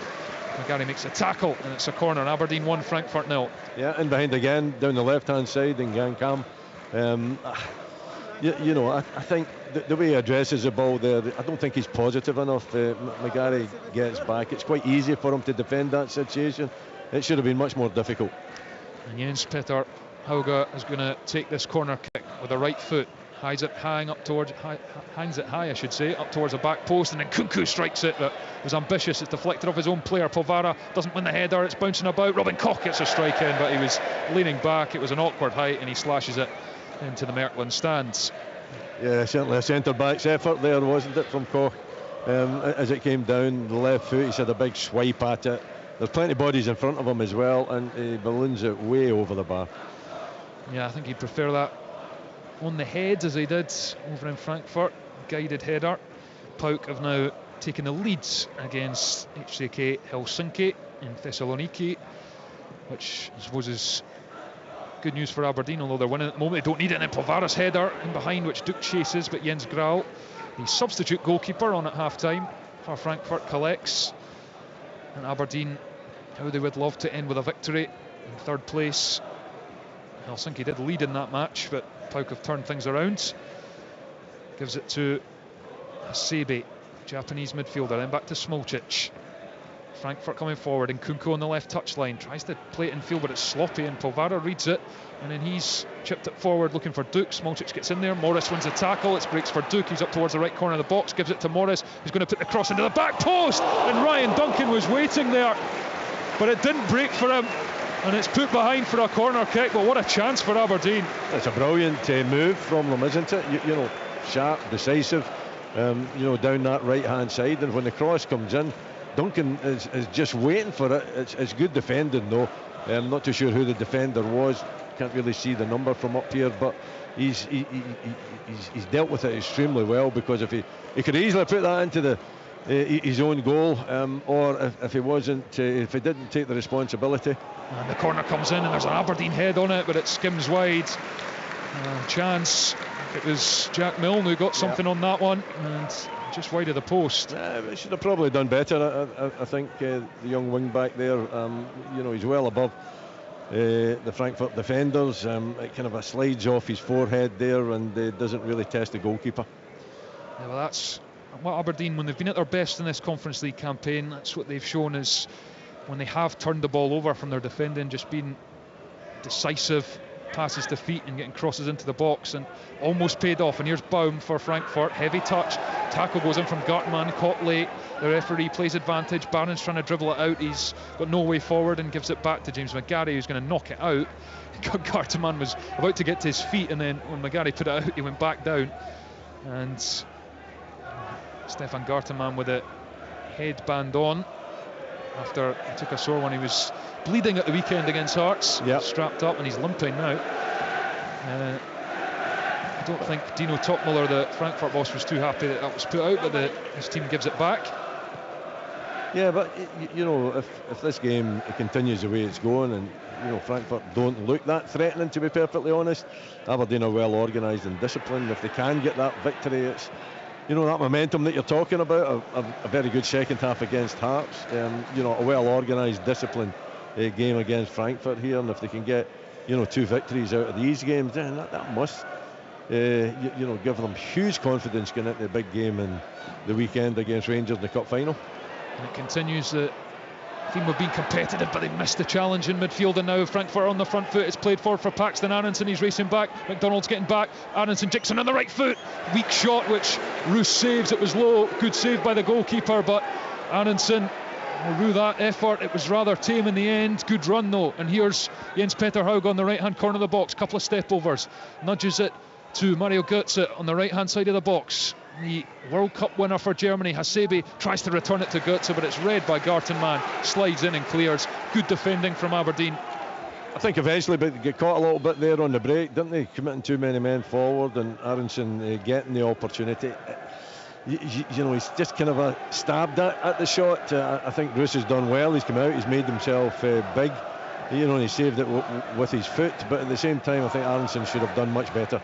And here comes Frankfurt again, Jens Petter Hauge, former AC Milan player, and it's again given away, and it's forced up to Duke, who's not getting any support, but he's crossed the halfway line. Hasebe's coming back at him. Duke, he's running down the left touch line, tries to touch it away, but then he trips over Baum, and Frankfurt get it back. He just didn't have much room to work with or much support, Duke, but again, willing runner, and then Nkunku tries to go beyond Milne, who makes a good challenge in. And that's important. That's important. It was really simple, but if you've got that out, if you're under pressure, you want to just get a little bit of that pressure released, then you've got Duke if you can find him, and if he can get the head down and just, use his pace to go forward and, just advance that, 40, 50 yards. It allows the back lot to push up a little bit. Nothing came of it, of course, but it just gives you a little bit of respite from defending. And here's Smolcic. Frankfurt advance up to the midway point of Aberdeen's half. Nkunku, Götze has picked up a space in the middle of the pitch, gives it first time back to Robin Koch, who's asking for options. Passes it with a right foot to Elias Baum, right hand side. Then Hauge and Götze, they're trying to get quick combinations going, but Aberdeen closing the spaces at the moment. There's Mario Götze on the right touchline, infield to Robin Koch, the centre half. He thinks about going into the box with the cross, but he goes square to his centre half partner Smolcic. He's going to deliver with the left foot. There's been a run from Baum, but it bounces, and then Götze, as he kept down on the touchline, it spins across the Aberdeen box, but the flag had gone up for a goal kick to Aberdeen. Again, it's that difficult to, kind of a lob pass from Smolcic over the top of the Aberdeen defence, and as I've said in a number of occasions, really difficult to execute that one and to find a man, and it's just over hit. There's not a great deal of room to land it in, and it just seems to be bouncing and going out the field of play in most occasions that it's been tried. Aberdeen still leading Frankfurt by a goal to nil. Duke's goal on 41 minutes. We've now played nearly 57 up to Tawdry. As Milne again gets stuck in. Frankfurt, well, they certainly don't look like a team that need a result, because they don't. It's been fairly tame from them. They have got plenty of quality. Götze, Jens Peter Hauge, formerly of Milan, so many others. Now Pauker 3-1 up against Helsinki, so they look like they're on course for yet another victory. Aberdeen, the only team to deny them a win in this campaign, the Greeks, and it's a free kick to Frankfurt in their own half, but they're finding they're not getting too much change out of the Aberdeen backline at the moment. There's some substitutes warming up on the touchline. Yeah, it's pretty easy to defend against, I think, when it's played at this pace from Frankfurt. Yeah, they've got plenty of possession, but the only real attempt to get it in behind is these lob passes, and it's not coming off for them. You think they'd be a little bit more creative, maybe decide to actually attack the defenders, maybe play the 1-2s, just give Aberdeen a little bit more to think about. If you just play in front of them like this, Aberdeen have got everybody back again, and they're organised and disciplined. There's a ball looking for Götze in the box. Rubezic gets across and takes it off his toes and puts it behind for a corner. Those are the passes that Frankfurt are getting a little bit of joy with, the slide rule ball in behind, and Götze made the run, but Rubezic did his job, and Jens Peter Hauge is going to take the corner. He's got his arms in the air, approaches it, strikes it with the right foot into the near post. Smolcic gets a header on it, and it's straight at Keller-Roos, and that's all too similar to the one they conceded with Koch over in Germany. Run across to the near post, but guided it straight at the goalkeeper. Yeah, you got to be aware of that run, Smolcic there, getting in front of the defenders. No real communication. I think it was McGarry perhaps that he got in front of, and there should have been a shout from behind. The header was weak. It was an easy take for Roos. It would be so disappointing if Aberdeen lost a goal from a set piece when they haven't really been tested. A few little half chances for the visitors, but nothing spectacular. And Aberdeen still with the goal advantage as Milne passes it to Barron, goes backwards to Rubezic under a bit of pressure. He's gone along the deck to Keller-Roos, who's been closed down by Ngankam, smashes it long with the left foot. Robin Koch watches it all the way, heads it. Barron goes in with the challenge. He's caught Hasebe, but play on. And here's Larsson, spreads the play, or he attempted to find Hauge, but sliding challenge prevents it, and Barry Robson gesturing furiously to his team, and it looks like it's going to be a change for Frankfurt. It's going to be Ansgar Knauf who is going to come on for Mario Götze. Pacey, wide man Knauf, goal and an assist at the weekend against Bayern Munich in that 5-1 win. Dangerous player, formerly of Dortmund.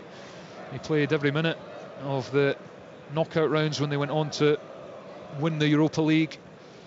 So he'll give Jack Milne someone else to think about down that left-hand side. And here come Frankfurt. Robin Koch in the centre circle. Just continue to look for a bit of inspiration. Did mention they were on a poor run before that win against Bayern. 4 straight defeats, early exit in the cup against third-tier opposition Saarbrücken, who also dumped Bayern out incidentally. And a huge shock over in Germany. Aberdeen are going to make a couple of changes as well. Jensen and Sockler are getting readied as it's played forward to the right of the Aberdeen penalty area for Ngankam. Tries to go round McDonald and McGarry, and he wins a corner off McDonald. Frankfurt corner kick. Starting to build some pressure again, the visitors, as they look to get back on level terms. Jensen and Sockler, I'm not sure if they'll be introduced before this set piece. I think we'll have to wait perhaps. Petter Hauge puts the right arm up this time. Goes forward, strikes it with the right boot. On towards the penalty spot again. Smolcic gets something on it, but he's penalised for a shove in there, I think. Free kick to Aberdeen, and now we'll probably have those changes by the look of it. Jensen is going to come on for Stefan Gartemann, and just a straight swap at left centre back. And Sockler is going to come on for Duke. So those 2 Aberdeen substitutions. Well, Richard Jensen probably a wee bit glad of the break this evening. He'll play a half, but since he came into the team, he started every single game and played almost every single minute. So a rare rest for him. Not in from the start tonight, but he's on for the last half hour or so. Gartemann and Duke, who is the difference between the sides as things stand. And Sockler comes on, and fair to say Sockler is maybe impressed in recent games, will he? He has. I think the combination of Majowski and Sockler has been impressive. He'll be up there on his own, so it'll be interesting to see how he deals with that. He's maybe better in a 2, but at the same time I think it's wise to take Duke off and not take any chances of him getting injured, particularly if Majowski's a little bit of a doubt, and he's got his goal, so that adds his confidence. And another pass intended for Hauge is picked off by James McGarry, and he's tearing over the halfway line. McGarry, he's leaving Hauge for dead. He's up to the left corner of the box, puts the cross in, but it doesn't beat the first man, Koch, who passes it away, and then Frankfurt get out a tight spot, and Hasebe now is striding away with it over the halfway line. Baum, the young right back, gives it infield to Petter Hauge, into Aronson. Petter Hauge again looks for options. He doesn't have any. He's gesturing to his teammates. Not enough movement. It's static. Aberdeen get back, and now McGarry's back in position as well after that run. Showed a great deal of pace there. Get away from the Frankfurt players, and just couldn't find the cross at the end of it. Here's Hasebe back to Robin Koch. Aberdeen trying to get a bit of a press on through Barron and Sockler, but Frankfurt pass it forward. Here's Hugo Larsson. Now Baum into Aronson, turns away, gives it to Koch, who's going to chip it into the box for Ngankam. McDonald's goal side, touch on it, and it almost breaks for Baum, but Aberdeen get the foot in, and Hasebe slides in. Aronson now, Hauge right hand side of the box, crosses deflected, it's half cleared by Polvara, comes off a Frankfurt player I think, and the throw in goes to the away side, much to the fury of the home fans, but I did think that nicked off a Frankfurt player, but the officials disagreed, and on we go, taken quickly. Smolcic, here's Nkunku away from Morris, driving through the middle of the pitch. Polvara tries to tackle, and Barron does get the challenge in. Frankfurt have it again though, trying to pin Aberdeen back and build some concerted pressure. Koch, Hasebe, then back to Smolcic, and he's going to dink it into the box. Aronson, Jensen's across, gets a header on it, and the flag goes up for offsides. But Frankfurt increasingly looking for that little chip because they've run out of ideas, perhaps. I think that is exactly it. There's very little creativity from Frankfurt. It's the same old story. They're looking for that run in behind, they're looking for the chip ball over the top, very difficult to execute, and they haven't done it with any great success so far, but they constantly and keep trying it. Very rarely get the ball wide, they very rarely come through the middle and try to play little 1-2s perhaps, and the tempo is just so weak that Aberdeen are dealing with it extremely easily. Cleared down the pitch by Nkunku. Knauf tries to take it in, but it spins out for a throw in on the far side. Rubezic going to take it for Aberdeen, who have been, you have to say, fairly comfortable in the second half, with Roos with a save to deny Aronson, and the header from Smolcic, which was weak, but here's a little chance for Ngankam to get it behind. But again, McGarry closes the space really well and takes it off him, and now here's Milne. Morris driving forward, tries to slip it out to Sockler. He's going to pick it up. Sockler's up towards the edge of the box. Aberdeen have numbers, but Sockler's passed it straight to Elias Baum. He had Morris and Duncan as options. Aberdeen had the numerical advantage there. Chance gone. Yeah, it's disappointing, isn't it? Sockler, just on the pitch, an opportunity to set up one of his teammates there, Morris and now it's played in behind for Ngankam in the box. He's going to squeeze it to the back post, and it's behind by Rubezic. Another odd one where I thought he should just shoot there, Willie. Well, you can't understand. You really can't. I mean, it's a big opportunity down the right hand side, and Ngankam, really should take it on. He should take that responsibility of putting that in the back of the net. It's another cross. It's a cross to a player, in a worse position than him to take advantage of the situation. So Aberdeen relieved at that.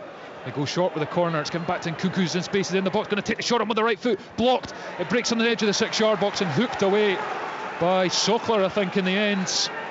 And Ngankam, with that chance where he crossed it, probably should have shot. He's not scored since August. He's very much a backup, and he's only had 20 minutes in total across the last 3 games as a sub, so confidence low. And again, they look for the ball in behind. Larsson's made the run across, controls it, keeps it in on the byline, right hand side, hits it to the edge of the box. Asebe's there, tries to go to Nkunku, but Morris was in front of the Frankfurt player and makes the clearance. It goes over halfway, and Robin Koch hears after it, but it goes out for a throw in.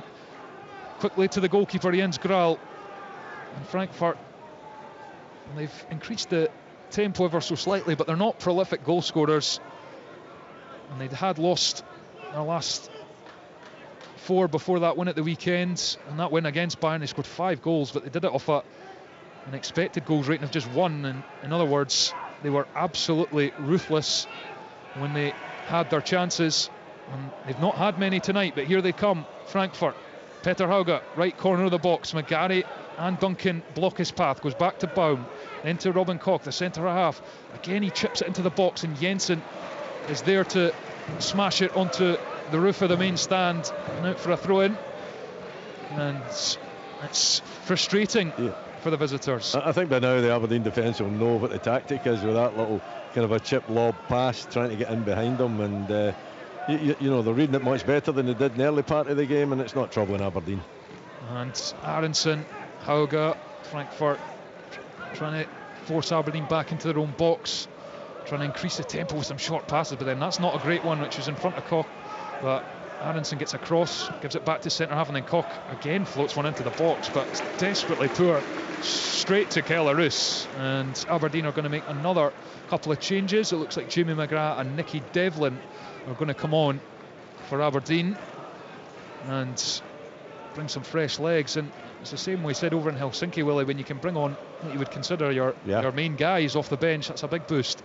Yeah. I mean, I think the starting lineup have done ever so well, and maybe 8 of them looking at themselves as second choices in their own position as well. So it's been a good night so far. Milne delivers across for Aberdeen, diving header out the box by Koch, and now Peter Hauge twists and turns in his own half. He's done brilliantly, weaves his way up, gets the pass off to Larsson, switch to the left to Ansgar Knauf. He's one-on-one with Rubezic on the side of the box. He comes in field, slips it to Hauge. Great challenge, it falls back for Knauf, and Jensen just about hooks it off the goal line.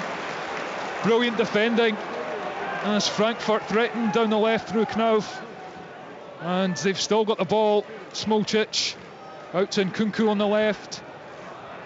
Morris is across to meet him, back to Peter Hauge, infield to Hasebe, onto Aronson, space to shoot with the right foot. Roos saves, out to Knauf, takes a touch on the byline, gets the ball across, defended again by Aberdeen, and it's up off the arm, I think, of Peter Hauge, and the referee waves play on. It definitely struck his arm. Yeah, it did. I think it came off his body first, though. So I don't know if that counts or not. The Aberdeen fans are saying it should be a free kick. The referee's having nothing of it. But the pace has been upped a little bit. Knauf down that left-hand side, really showing good pace. You know, and the strike eventually coming. I thought Roos spilt it. He should have dealt with it much better. The cross coming in again, and Aberdeen a little bit fortunate to see that one not end up in the back of the net. And here come the Aberdeen changes. A standing ovation at Pittodrie as Jack Milne, the 20-year-old, his third Aberdeen start, applauds.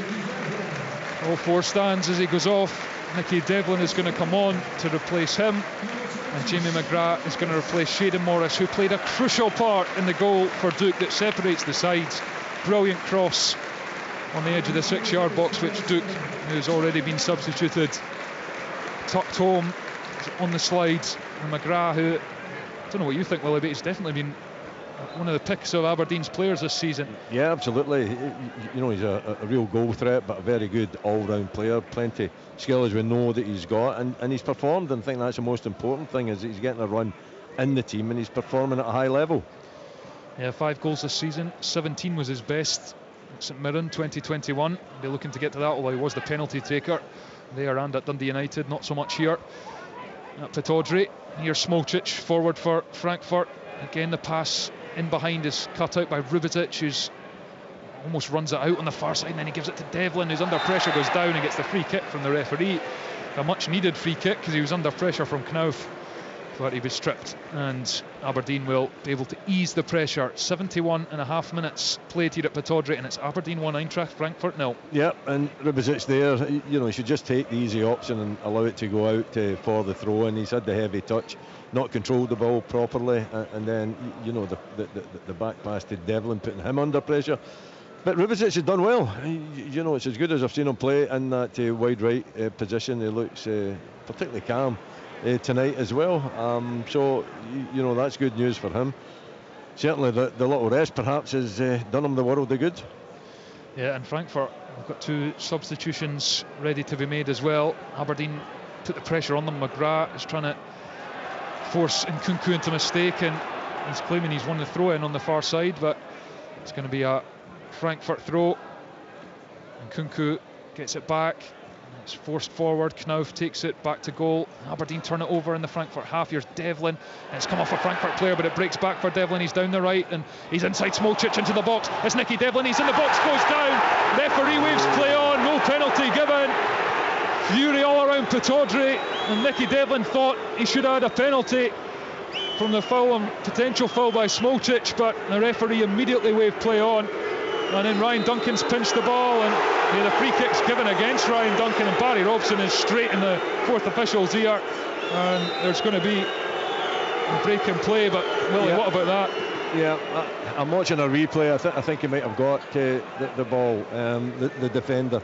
It looked from where we are that he didn't get the ball. If he didn't get the ball, then it is a penalty.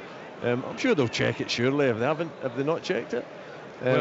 We'd need to see it again. It looked from our vantage point here that he was wiped out and the penalty should have been given, but at the same time I saw a rerun there. I thought, although I'm getting a thumbs down from Richard that it wasn't, I thought that the defender actually got the ball. Here's Sokler played in behind, controls it on the head. It's Esther Sokler, and he scored! Esther Sokler doubles Aberdeen's lead. A wonderful ball in behind. He takes it side-footed high into the roof of the net, and it is Aberdeen 2, Eintracht Frankfurt 0. And it doesn't matter the penalty, does it? Because Sokler coming on as a substitute, he showed calmness there as the ball was played over the top. He runs onto it. You know, it's a high line from Frankfurt. It's a little dink ball in between the 2 centre-backs. Sokler's onto it with the right foot. He just drills it into the top corner there. It's a little dipping shot from him from just on the 18-yard line. And what a wonderful goal, and an instant impact from the substitute. Oh, brilliant from Esther Sokler. Let's get the thoughts of Rory Loy in the Glasgow studio on that goal. Yeah, quite fantastic finish, Thomas. It's quite ironic that it's that little lob ball over the top which has led to the chance. Frankfurt have tried it all night, but with no space in behind, as Willie's pointed out before. Sokler the opposite. He makes that run from deep. There's loads of space in behind. The timing of the pass is perfect, and the finish is quite exquisite. And thanks, Rory. Aberdeen on course. First win in Europe this season, and the first, as Richard mentioned, at half-time since that 4-0 thrashing of Copenhagen here in the group stages at least back in 2007. A couple of changes for Frankfurt. Nacho Ferri, the young Spanish striker, is one of those on, and Tuta, the centre half, is another first choice centre half from Brazil. They've both come on, and Gangkamp's one of those to depart, and they come forward. Here is Nacho Ferri, and it's now Hasebe as Frankfurt look to get a quick response. Larsson back now to Tuta.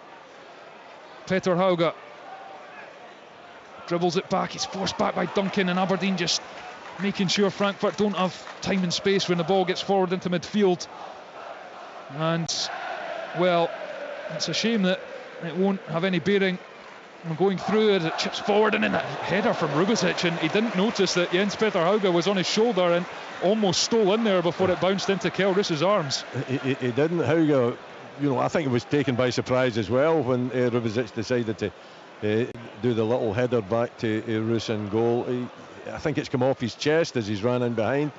But again, Rubicic maybe taking a chance when he really didn't have to. Esther Sockler beavering away up there. He's doubled Aberdeen's lead off the bench. Just his second goal for Aberdeen, and you feel it's been coming from him in recent performances. And he's dovetailed nicely up there with Miofsky, of course, who's absent this evening. But that was a really well taken goal. Nodded forward with the head, and then side-footed past Jens Graal in the Frankfurt goal. And Aberdeen, well, it's a shame they've perhaps left it to the last game maybe to get themselves a victory, although given what happened here against Pauk and 2-goal advantage, can't be counted on just yet with 76 and a half played. And Frankfurt come forward. Hasebe, Peter Hauge forward. Ferri tries the first time pass from the corner, it breaks back for Larsson, then out to Ansgar Knauf on the left hand side of the box, tries to go beyond Devlin, who slides in, makes the block, but it's spun into the 6-yard box. Aberdeen get a head on it, and then it falls for Ferri at the back post. But a brilliant challenge from McGarry to make sure it doesn't test Kjell Roos. Now here's Tuta, ball in, Henson unconvincing, Ferri side foot, and he's put it straight behind for a goal kick. And he's appealing for something of the referee, not sure what, but now McGarry's down, taking a sore one. It's Aberdeen 2, Frankfurt 0. I think he was maybe embarrassed with his touch there for the substitute. I don't know what he was trying to do. I think McGarry's struggling a little bit. He seems to be signalling that he might have to actually come off. I don't think he should be taking any chances. Johnny Hayes down there pitch side anyway, so I think it would be wise just to make that change now. Yeah, absolutely. James McGarry's on his feet, but he missed 11 games with a hamstring injury not long back, and he applauds the fans as he walks off behind the goal. And Johnny Hayes is on for Aberdeen, so he's up for his 346th Aberdeen appearance, now level with Donald Coleman in the all-time list. Forwards by Kjell Roos, and it bounces. Polvara's in there, and Kunku, and McGarry's getting applause from everyone around us in the main stand as he walks up the touchline. It looks like he's moving okay. Hopefully it's just a precaution ahead of that League Cup final on Sunday. It's forward for Knauf, comes infield from the right, he's into the D's, onto the edge of the box, gets the shot in, and it's intercepted by Johnny Hayes, his first touch. And it's out to the right hand side where McGrath controls it, gives it infield to Nicky Devlin, who doesn't want to mess about with it, sends it long, and Soccer makes uses of himself up there, but Baum collects, gives it to Nkunku. Frankfurt in the Aberdeen half, looking for a way back into this game. They trail Aberdeen by 2-0. We've almost played 79 minutes up to Tawdry in this final game in Group G of the Conference League. Here's Tuta, centre half, rolls it to Smolcic, along to Nkunku, left back, crosses it, but Angus MacDonald eats those kind of balls for breakfast, just sticks it away. And Frankfurt, they've looked pretty short of ideas throughout the game. They have had moments, but overall it's been fairly comfortable for Aberdeen so far. And here's Ferri on the edge of the box, and his first time pass for Hasebe. Aronson tries to return to Hasebe, and it's another strong challenge for Aberdeen, and there was claims for a foul on Polvara, who's told to get to his feet by Hasebe, and he didn't much like that. A little bit of heated debate going on between those players. Cross comes in, Kjell Roos leaps in there and claims it. It's Aberdeen 2, Frankfurt 0. Yeah, it's an easy take for Roos, isn't it? It's just a high lob ball, and he sees it all the way. And although the tall striker Ferry is up there, I don't think he fancied, the challenge himself. But the Aberdeen fans obviously delighted now with the scoreline, and rightly so. They've been organised, they've been disciplined, and they've been ruthless in front of goal. And that's what wins you games. His hooked clearance.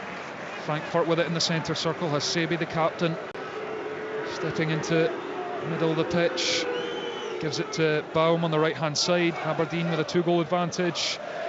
Are they on the verge of a first win in Europe this season? And it's chipped forward by Tuta. Hayes with a header. Barron comes across, plays it up the line, but Tuta's there ahead of Sokler, gives it infield square to Smolcic. All 10 outfield players of Frankfurt in the Aberdeen half. Tuta with space, he thinks about crossing it, he gives it to Knauf on the right hand side. He's got Hayes in front of him. Knauf gives it back to Baum. Baum turns away from Duncan, then gives it to Knauf on the right hand touchline. Cross with the right foot, headed away by Jamie McGrath. Tuta controls it, Sokler's tackle, Baum collects, gives it to Smolcic. Aberdeen with everyone back. Hasebe again thinks about crossing as the captain's armband slips off down his arm and he catches it.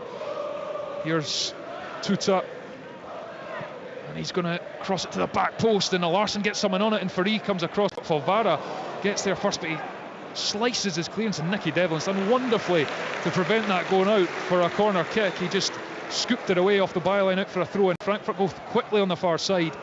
And Smolcic across the back line for Tuta, on to Ansgar Knauf, right hand side, comes in off the flank.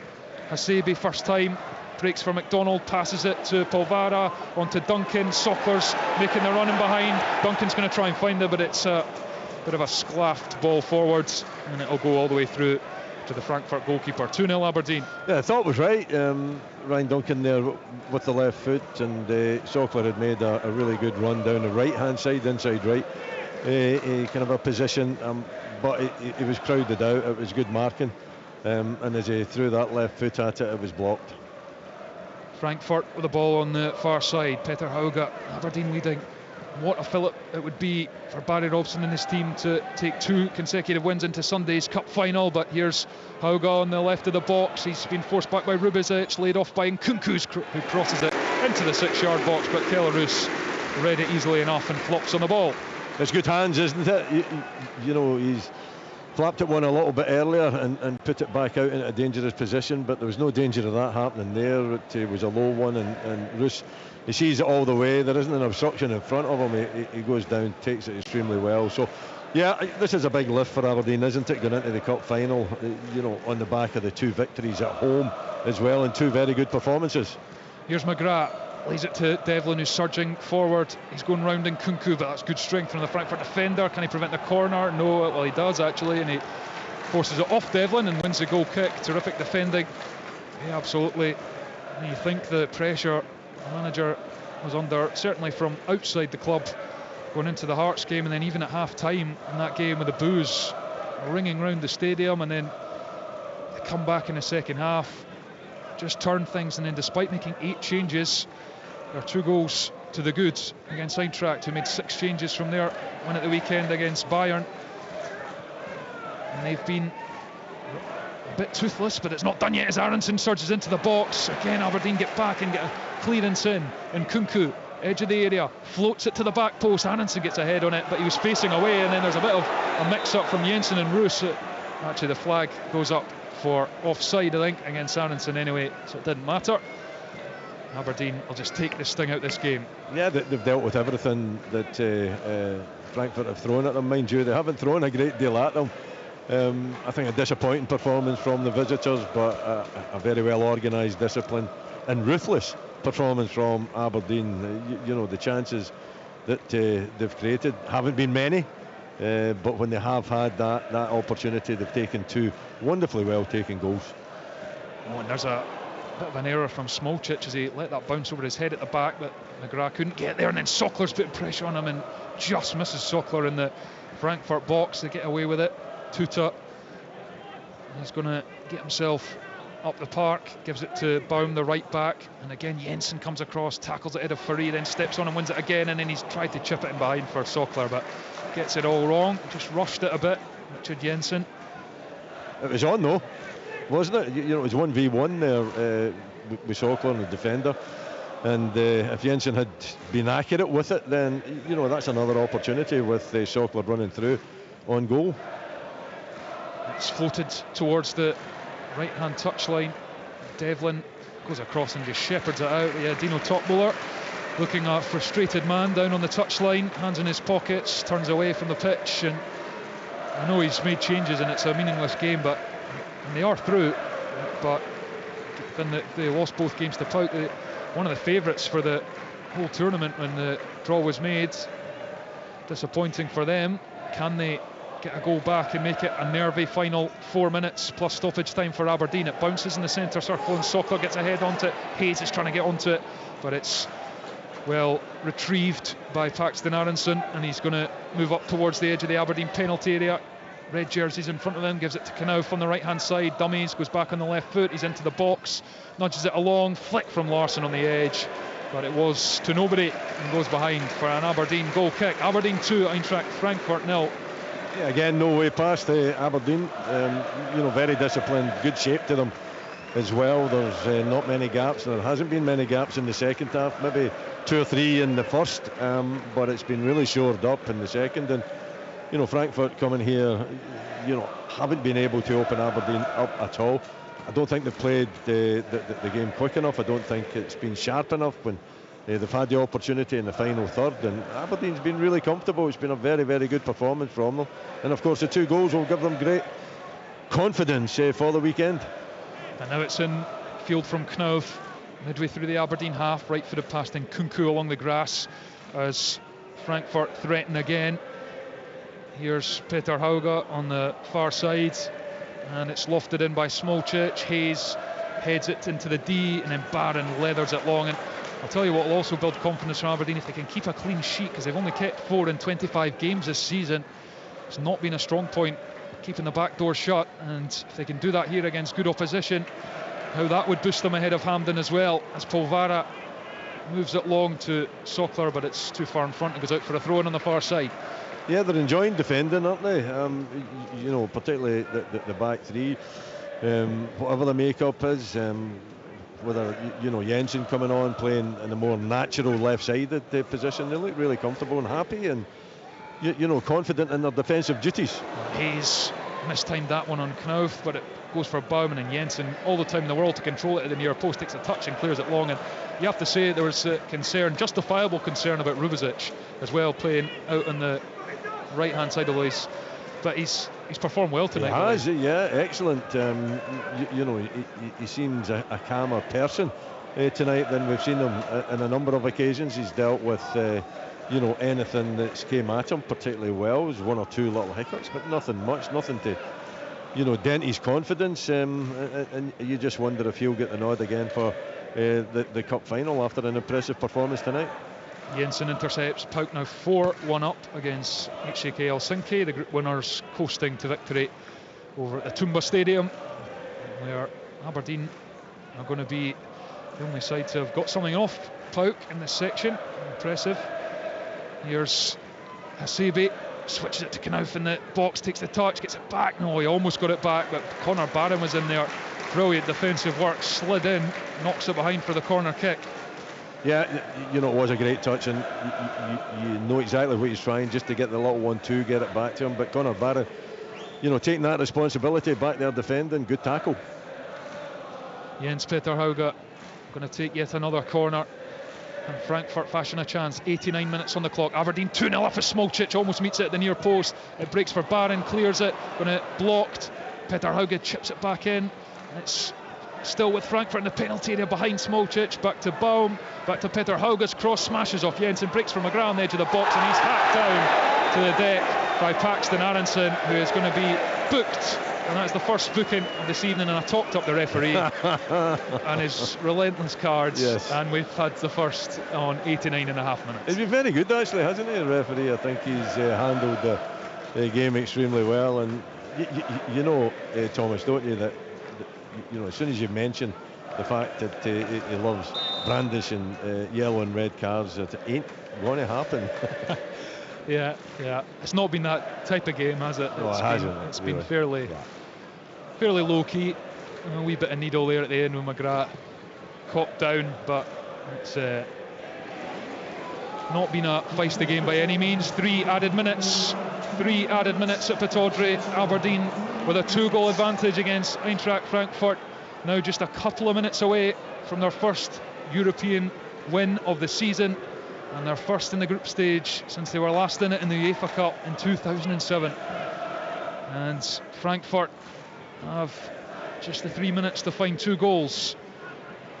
McGrath intercepts the pass intended for Nkunku on the far side. He goes down, and the referee does award the free kick over on the far side. And Frankfurt, in fairness, don't have the body language of a team who are itching to get themselves back in this game. They haven't had that look about them from the first kick-off.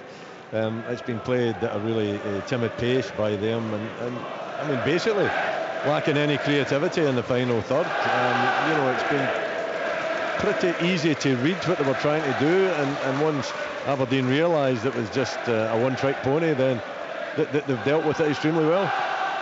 And they're a couple of minutes away from a victory as it goes long from Roos, and Sokler barges into Smolcic, and Frankfurt get the free kick. Well, it's going to, by the look of it, finish with Pauk on top, Frankfurt second, and we know Aberdeen third and Helsinki bottom. And Barry Robson has talked up the performances, and they have been good in Europe, but to have a win to show for it and 6 points on the board very much justifies that, despite the perhaps disappointment here at home to Pauk, where they might feel if they'd done that and done the business at home to Helsinki as well, they might have been able to go through in this section. But regardless, to finish with 6 points after a long absence from this level in the group stages, there's nothing to be sniffed at. And Kjell Roos has the ball in his mitts in his own penalty area, and the home fans can get the songs going as they look to give the players a send-off ahead of the trip to Hampden in the League Cup final. Rangers on Sunday. Header from Frankfurt goes out on the far side. Aberdeen 2, Frankfurt 0. Just a minute and a half left, and Rubezic with a throw-in intended for Sokler. It's flicked in behind, and McGrath will chase it, and it goes back to goalkeeper Graal, half-time substitute. And Aberdeen header from Polvara goes out on the far side, and it remains 2-0 as we enter the final minute at Pittodrie. We'll be in Seville for full live commentary of Rangers' game against Real Betis. Huge game as it is for Philippe Clement's side. They too, well, they'll be in Europe regardless. They could face Frankfurt if they end up in the Conference League in the playoff round. We'll see. They'll be hoping they'll be through in the Europa League. And there's the full-time whistle, and Aberdeen end with a deserved victory. They sign off their Conference League campaign with 3 points, a first win in Europe this season, and a first in the group stages since they were last here 16 years ago, since that famous night against Copenhagen. And you feel over the course of the campaign it's deserved that they end with at least one win to show for it. They set up to frustrate Frankfurt, and they did that successfully, and when they got their moments up the other end, they were absolutely clinical in the first half. Duke put them in front with his third goal in this Conference League campaign on the spin. Brilliant cross as it was from Shayden Morris, and he slid in Duke on the edge of the 6-yard box. In the second half, there wasn't too much, even less in the way of threat from Frankfurt. You have to say Aberdeen were fairly comfortable dealing with whatever came into their box. Roos had to make a couple of saves, and then crucially Ester Sokler managed to get the second goal. He was played in behind, wonderful touch with the head and side foot finish high down the middle of the net to give Aberdeen all 3 points in what is a huge week for the club. It was a huge week for manager Barry Robson. The comeback win at Hearts has been followed up with a big win in Europe ahead of that League Cup final on Sunday, as the fans now applaud their team, applaud their efforts, and what has been a pretty solid campaign, even if they haven't managed to get through to the next round. But it's been a good night for Aberdeen at Pittodrie. They're building momentum ahead of Sunday's showdown with the Rangers at full time. At Pittodrie, it's finished Aberdeen 2, Eintracht Frankfurt 0. Aberdeen in the Europa Conference.